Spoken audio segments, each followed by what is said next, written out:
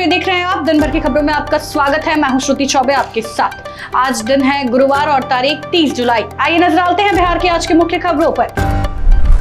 बागीपुर में आज मतदान शाम 5 बजे तक सिर्फ 33.60% वोटिंग। बागीपुर उपचुनाव में शाम 5 बजे तक 33.60% मतदान दर्ज किया गया है, जो 2025 विधानसभा चुनाव के मुकाबले करीब 12% कम है। इसी दौरान खेतान मार्केट के पास 1.17 लाख रुपए नकद भी बरामद किए गए हैं। फिलहाल बरामद नकदी को लेकर चुनाव अधिकारी जांच कर रहे हैं। बागीपुर में बीजेपी प्रत्याशी ने डाला वोट, जीत का किया दावा। बागीपुर उपचुनाव में बीजेपी प्रत्याशी नीरज कुमार सिन्हा ने मतदान करने के बाद अपनी जीत का भरोसा जताया। उन्होंने कहा कि बागीपुर की जनता का बीजेपी पर वर्षों से भरोसा बना हुआ है। वहीं सांसद रवि शंकर प्रसाद और मंत्री अशोक चौधरी ने भी मतदान कर लोगों से अधिक वोट डालने की अपील की। रामकृपाल यादव का प्रशांत किशोर पर बड़ा हमला।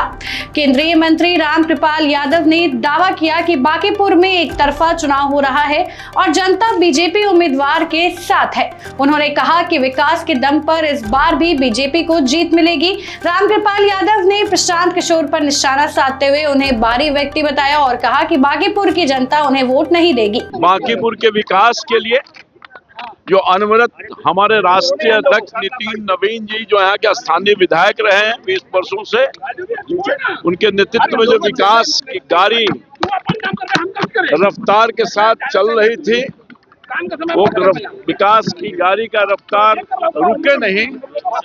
इसलिए सब लोगों ने मन बनाया कि हम बागीपुर में भारतीय जनता पार्टी के उम्मीदवार नीरज सिन्हा को ही कमर पर बटन दबा के वोट करेंगे और वोट करने का काम लगातार हो रहा है। पूरे हमने रिपोर्ट ले लिया है।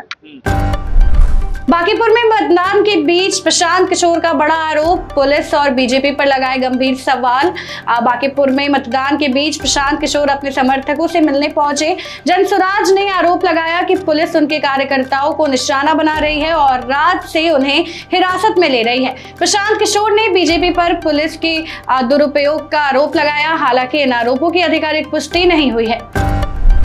बागीपुर में बीजेपी जनसुराज समर्थकों में झड़प। पटना के केदवाईपुरी में बीजेपी जनसुराज के समर्थकों में पुलिस के सामने धक्का मुक्की हुई। जनसुराज कार्यकर्ताओं का आरोप है कि भाजपा के पूर्व प्रत्याशी बंटी बूथ पर दबंगई कर रहे हैं।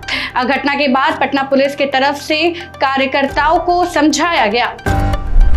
वोटिंग के बीच बीजेपी का बड़ा आरोप। बीजेपी नेता मृत्युंजय तिवारी ने दावा किया कि जनसुराज के लोग फर्जी मतदाताओं से वोट डालने की कोशिश कर रहे हैं। उन्होंने वोटरों के सत्यापन की मांग करते हुए कहा कि बागीपुर की जनता बीजेपी के साथ है। हालांकि ये आरोप बीजेपी की ओर से लगाए गए हैं और इसकी आधिकारिक पुष्टि नहीं हुई है। बागीपुर विधानसभा उपचुनाव में हार सुनिश्चित देखकर जनसुराज पार्टी प्रशांत किशोर के लोग फर्जी मतदाता से वोट डलवाने का प्रयास कर रहे हैं। इसलिए भारतीय जनता पार्टी ने सभी पीठासीन अधिकारियों को सभी बूथों पर वोटरों के मतदाताओं के सत्यापन की जांच के लिए अनुरोध किया है कि लोकतंत्र में निष्पक्ष और पारदर्शिता के साथ स्वतंत्र रूप से मताधिकार का प्रयोग लोग कर सकें। बागीपुर में ईवीएम बदलने पर हंगामा, फिर शुरू हुई वोटिंग। दलदली रोड स्थित मतदान केंद्र पर ईवीएम बदले जाने की सूचना के बाद कुछ देर के लिए हंगामा हुआ। मौके पर पहुंची पुलिस और चुनाव अधिकारियों ने स्थिति को संभाल लिया। अधिकारियों ने बताया कि तकनीकी खराबी के कारण ईवीएम बदली गई थी। इसके बाद नई मशीन के साथ मतदान दोबारा शुरू हो गया।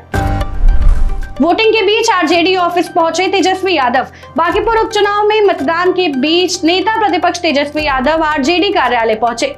यहां उन्होंने पार्टी नेताओं के साथ चुनाव की स्थिति को लेकर बैठक की। बताया जा रहा है कि बैठक में मतदान की स्थिति और विभिन्न बूथों से मिल रही जानकारी पर चर्चा की गई।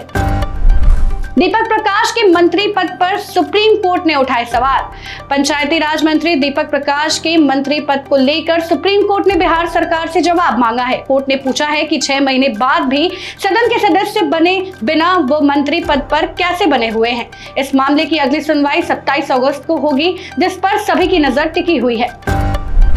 नीतीश कुमार ने उमानाथ महादेव मंदिर में की पूजा। पूर्व मुख्यमंत्री नीतीश कुमार बाढ़ स्थित प्रसिद्ध उमानाथ महादेव मंदिर पहुंचे, जहां उन्होंने भगवान शिव की पूजा अर्चना कर प्रदेश की सुख समृद्धि और शांति की कामना की। पूजा के बाद उन्होंने क्षेत्र में चल रहे विकास कार्य का भी निरीक्षण किया और अधिकारियों से योजनाओं की जानकारी भी ली। पटना के फ्लैट में संदिग्ध फायरिंग, पुलिस जांच में जुटी। पटना के गांधी मैदान थाना क्षेत्र स्थित एक फ्लैट में खिड़की के शीशे पर संदिग्ध गोली का निशान मिलने से हड़कंप मच गया। घटना की सूचना मिलते ही पुलिस और एफएसएल टीम जांच के लिए जुट गई। पुलिस का कहना है कि जांच रिपोर्ट आने के बाद ही स्पष्ट होगा कि शीशे में बना छेद गोली लगने से हुआ है या किसी अन्य कारण से। श्रावणी मेला पर रेलवे का बड़ा फैसला, 14 जोड़ी ट्रेन रुकेंगी। श्रावणी मेला 2026 में श्रद्धालुओं की सुविधा के लिए पूर्व रेलवे ने 30 जुलाई से 28 अगस्त तक 14 जोड़ी ट्रेनों को स्टेशनों पर हॉल्ट पर 2 मिनट का अतिरिक्त ठहराव देने का फैसला किया है। रेलवे का कहना है कि इससे बाबा बैद्यनाथ धाम जाने वाले श्रद्धालुओं को यात्रा के दौरान अधिक सुविधा मिलेगी। बिहार सरकार का बड़ा फैसला, ट्रांसजेंडर को सरकारी नौकरी में आरक्षण। बिहार सरकार ने सरकारी नौकरियों में ट्रांसजेंडर अभ्यर्थियों के लिए 500 पद और 1 पद आरक्षित करने का फैसला किया है। यह व्यवस्था शिक्षा, पुलिस, स्वास्थ्य समेत सभी सरकारी भर्तियों में लागू होगी। सरकार ने ट्रांसजेंडर अभ्यर्थियों को आयु सीमा में SC/ST के समान छूट देने को कहा है और पुलिस भर्ती में महिला अभ्यर्थियों के समान शारीरिक मानदंड लागू करने का भी निर्णय लिया है। पटना को मिलेगा नया रूप, 2465 करोड़ की 6 बड़ी परियोजनाएं। पटना नगर निगम शहर को आधुनिक बनाने के लिए लगभग 2465 करोड़ रुपए की 6 बड़ी परियोजनाएं शुरू करने जा रहा है।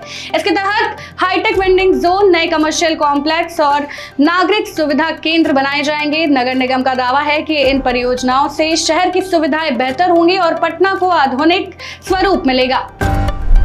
बिहार के 12 जिलों में बारिश का अलर्ट, बाकी जगह गर्मी उमस। बिहार में आज 12 जिलों के लिए बारिश का येलो अलर्ट जारी किया गया है। वहीं राज्य के बाकी जिलों में तेज गर्मी और उमस लोगों को परेशान कर सकती है।